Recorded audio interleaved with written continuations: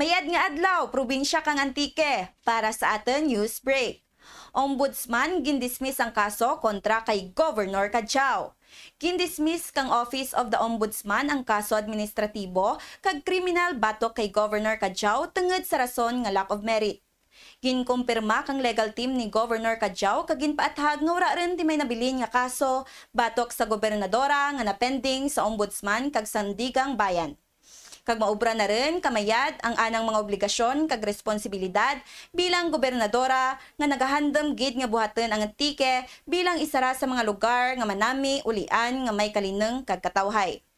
Sa interview kay Governor Kadzhiao, ana ginpahayag nga ang pag-dismiss kang kaso na isara karigalo halin sa langit.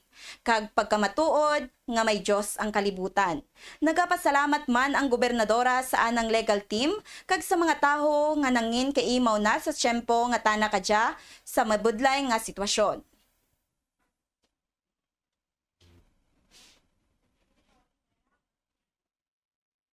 Provincial Development Council ginhiwat.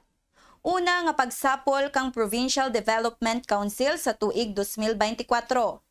Ginpangunahan ni Governor Dodod Kadzhiao bilang chairperson kang Provincial Development Council ang una nga pagsapol sa tuig 2024 sa Kadzhiao Multipurpose Center.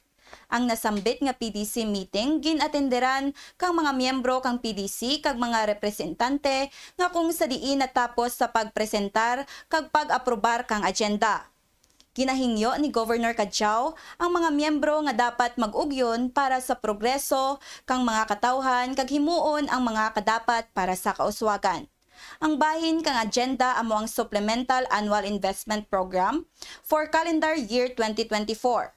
Dugang pa nga base sa Project Monitoring and Evaluation Report nga napresentar, nagpakita nga 79 sa mga kabaranggayan rudya sa probinsya ang wara gid nakabaton kang bulig halin sa provincial kag national government.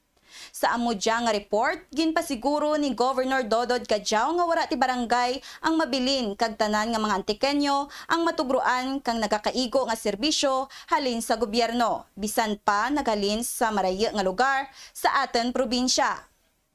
Ako dya si Manuela P. Samulde para sa Antique News Break.